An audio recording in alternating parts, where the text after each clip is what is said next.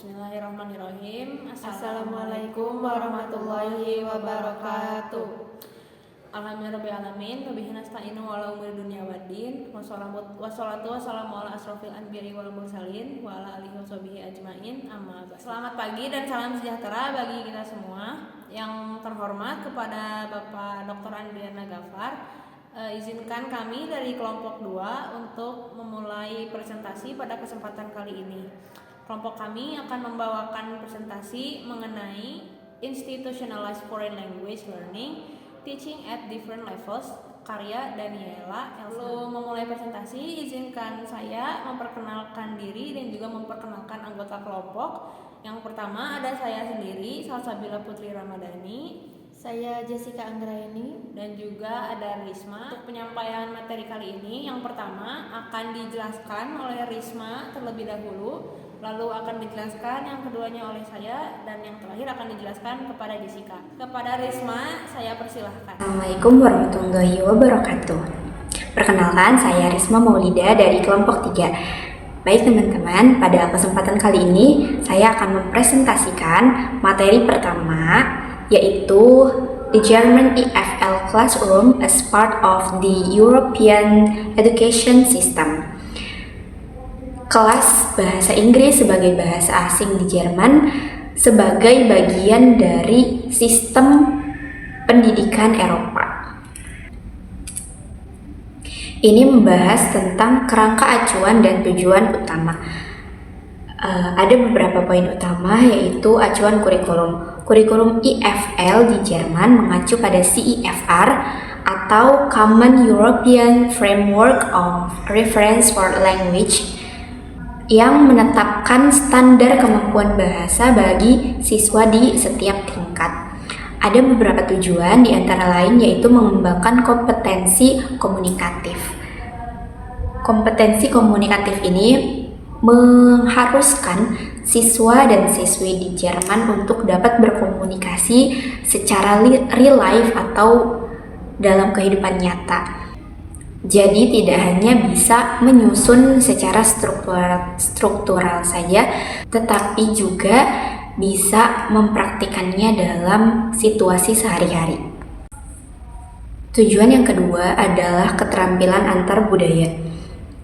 Hal ini merupakan kemampuan seseorang untuk berinteraksi secara efektif dan tepat dengan orang-orang dari budaya yang berbeda, sambil tetap menyadari dan menghormati perspektif budaya, nilai, dan praktik mereka sendiri. Jadi, dengan mempelajari keterampilan antar budaya ini, seseorang bisa beradaptasi dengan budaya yang bukan miliknya sendiri, seperti itu. Lanjut pada slide selanjutnya. Overall aims for English foreign language.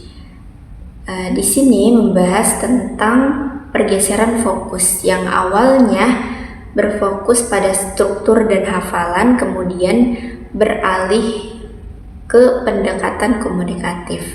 Tujuan yang pertama ini ternyata memiliki beberapa kekurangan, yaitu siswa atau siswi tidak dapat menggunakan bahasanya dalam keadaan sehari-hari. Maka dari itu, fokus ini bergeser atau beralih kepada pendekatan komunikatif yang menciptakan pembelajaran yang kontekstual, berorientasi pada peserta didik, dan mencerminkan keragaman kehidupan nyata. Selanjutnya, Educational Standard for EFL. Semua kurikulum EFL di Jerman mengacu pada CEFR sebagai standar kemampuan bahasa. Dalam CEFR ini ada kurang lebih 6 tingkat kemampuan untuk para siswa, dan diharapkan mencapai level A1 sampai A2 untuk siswa yang lulus sekolah dasar. Dalam level A1 ini, siswa diharapkan dapat memahami dan menggunakan frasa serta ungkapan sehari-hari yang sangat mendasar, seperti perkenalan. Sementara pengguna level 2 A2 CFR Diharapkan dapat berkomunikasi dalam tugas sederhana dan rutin, serta memahami kalimat yang sering digunakan terkait area yang sangat relevan dengan mereka seperti keluarga atau pekerjaan. Teman-teman, kita lanjut pada materi yang kedua, yaitu First Encounters with Foreign Language (EFL in the Primary Classroom), yaitu pendekatan pertama dengan bahasa asing, di mana di sini Inggris sebagai bahasa asing di kelas primary atau sekolah dasar. Di sekolah dasar di Jerman, pengajaran bahasa Inggris dimulai pada usia sekitar 8 tahun dengan durasi 2 jam per minggu. Tujuannya bukan hanya untuk mengenalkan bahasa, tetapi juga membangun rasa ingin tahu dan sikap positif terhadap bahasa asing. Pendekatan yang digunakan bersifat menyenangkan, berpusat pada anak, dan menggabungkan kegiatan visual, permainan, serta interaksi lisan. Jadi dalam pengenalan pertama bahasa Inggris di Jerman itu tidak langsung dengan materi, tetapi bagaimana siswa sekolah dasar itu senang dulu atau suka dulu terhadap bahasa asing. Slide selanjutnya, Principle of Teaching and Learning English in Primary Schools. Prinsip mengajar dan belajar Inggris di tingkat sekolah dasar. Biasanya anak usia 5-8 tahun efektif belajar itu melalui permainan, pengalaman langsung, dan aktivitas multisensori. Oleh karena itu, sebaiknya pengajaran menekankan playful learning dengan lagu, permainan, atau drama. Baik, selanjutnya textbook, text and technology. Buku teks dan teknologi. Lebih dari 90% guru menggunakan buku teks sebagai materi utama, meskipun ada keterbatasan pelatihan guru. Struktur buku teksnya dirancang untuk kurikulum struktural, mencakup lagu, demonstrasi, dan media digital untuk meningkatkan motivasi dan pemahaman siswa. Saya di sini akan menjelaskan tentang materi ketiga, EFL at secondary level, preparing learners for private and professional life. Setelah lulus dari sekolah dasar, siswa-siswa di Jerman melanjutkan ke 4 jenis sekolah menengah dengan tingkat tujuan yang berbeda-beda. Bahasa Inggris di sana menjadi pembelajaran yang wajib dengan target level B1 CEFR di akhir kelas 10. Sekolah yang pertama ada Hauptschule, yang dimana ini merupakan sekolah tingkat bawah dengan masa belajar 5 tahun dan juga akan berakhir dengan diploma yang bernama Qualifizierter Hauptschulabschluss. Yang kedua ada jenjang sekolah Real School. Real School ini adalah tingkat menengah dengan masa belajar selama 6 tahun dan lulusannya akan berakhir dengan diploma yang bernama Mittlere Reife. Yang ketiga ada sekolah gimnasium. Gimnasium ini berfokus kepada pendidikan akademik selama 7 hingga 8 tahun untuk kelas 5 sampai kelas 10. Yang keempat ada Gesamtschule. Gesamtschule ini termasuk sekolah komprehensif yang dimana sekolah ini menampung siswa dari berbagai kemampuan dan juga lulusannya bisa mendapatkan salah satu dari ketiga diploma di atas. Standar kurikulum ini menargetkan kemampuan siswa dalam berbicara dan juga menulis dengan tingkat kemandirian yang lumayan tinggi. Di akhir pendidikan menengah pertama, siswa diharapkan untuk mampu menggunakan bahasa Inggris secara aktif dan juga dalam situasi akademik dan juga kehidupan sehari-hari sesuai dengan level B1 CEFR. Metode pembelajaran menengah pertama ini menekankan TBLT yang dimana membuat siswa belajar melalui tugas yang bermakna seperti surat, membuat proyek, atau memecahkan masalah. Guru memberikan scaffolding sebagai dukungan awal untuk murid-murid, kemudian membiarkan siswa berkembang secara mandiri. Siswa diperlakukan sebagai bagian dari proses belajar. Siswa yang masih bisa dibilang belum berhasil akan tetap dilatih oleh guru-guru agar akhirnya bisa mencapai tujuan. Di Jerman juga ada yang dinamakan dengan textbook, text and technology, yang dimana ini merupakan buku teks di tingkat menengah yang berfungsi sebagai panduan utama untuk menyediakan latihan kepada murid-murid yang berbasis teks, lagu, film, dan juga aplikasi digital. Media ini membantu siswa-siswa mengembangkan keterampilan mereka dalam membaca dan juga menulis melalui teks fiksi maupun non-fiksi yang menarik seperti komik ataupun novel grafis. Materi yang selanjutnya saya akan menjelaskan tentang Preparing Learners for an Academic Career (EFL) at Secondary Level 2. Tingkat menengah atas atau gimnasium di sini mempersiapkan siswa-siswi untuk pendidikan tinggi atau perguruan tinggi. Pembelajaran bahasa Inggris yang ada di gimnasium ini difokuskan kepada pemahaman teks akademik, analisis kritis murid-murid, serta keterampilan dalam menulis dan juga berbicara yang lebih kompleks. Target kemahiran bahasa di tingkat ini diminimalkan sampai di B2 atau C1 CEFR dengan pendekatan pembelajaran yang lebih independen dan reflektif. Standar Abitur menekankan pengembangan kompetensi wacana atau discourse competence. Tujuannya agar siswa mampu untuk berpartisipasi dalam komunikasi akademik dan juga profesional secara efektif. Selain itu, siswa dan siswi juga dianjurkan untuk memiliki kompetensi intelektual, interkultural, dan juga kesadaran berbahasa. Lalu kemampuannya ini bisa digunakan di media teks yang beragam. Kurikulum terbaru juga telah memberi kebebasan bagi seluruh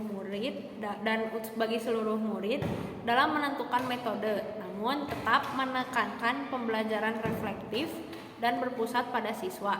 Diskusi, analisis teks, serta presentasi menjadi metode utama untuk membangun pemikiran dan keterampilan ekspresif dari siswa-siswi.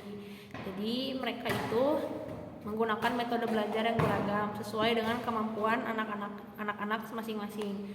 Ada beberapa anak yang bisa dibilang sulit untuk paham terhadap suatu materi, jadi guru akan menggunakan beberapa metode pembelajaran yang berbeda sehingga murid-murid yang ada di sana bisa memahami pembelajaran dengan mudah.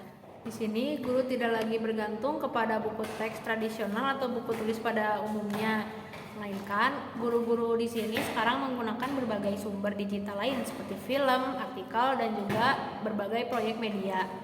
Siswa diajak untuk membuat karya multimodal seperti vlog, blog, ataupun jurnal digital untuk mengasah kreativitas dan kemampuan komunikasi modern. Jadi guru-guru di sini lebih menggunakan metode pembelajaran terbaru mengikuti zaman agar murid-muridnya juga mampu memahami materi tersebut sesuai dengan pemahaman mereka masing-masing. Selanjutnya materi nomor 7 dan nomor 8 akan dibacakan oleh Jessica. Kepada Jessica, saya persilahkan untuk memulai presentasinya. Di sini saya akan menjelaskan materi tentang Training on and for the Job (EFL) in Vocational Schools. Sistem pendidikan ganda di Jerman menggabungkan teori dan praktik kerja, mempersiapkan siswa ke dunia profesional. Bahasa Inggris diajarkan untuk mendukung komunikasi dalam lingkungan kerja internasional dan memperkuat kompetensi antar budaya. Materinya meliputi bahasa teknis, komunikasi bisnis, dan etika interaksi lintas budaya.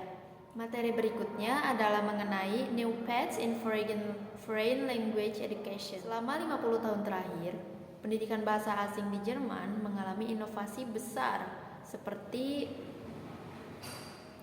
pengenalan metode bilingual, CLIL dan immersion, pembelajaran inklusif, serta pendekatan multilingual.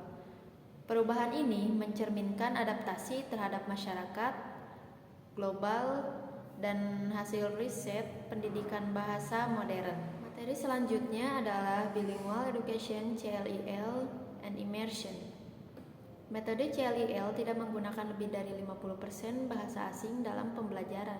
Guru pada metode CLIL biasanya bukan penutur asli, tapi memiliki tujuan yang sama dengan imersi. Untuk metode immersion, sebagian besar bahkan hampir semua pembelajarannya menggunakan bahasa Inggris. Inclusive EFL Classrooms. Kelas inklusif menggabungkan siswa dengan berbagai kemampuan dan kebutuhan belajar melalui penyesuaian materi, serta bertahap atau scaffolding.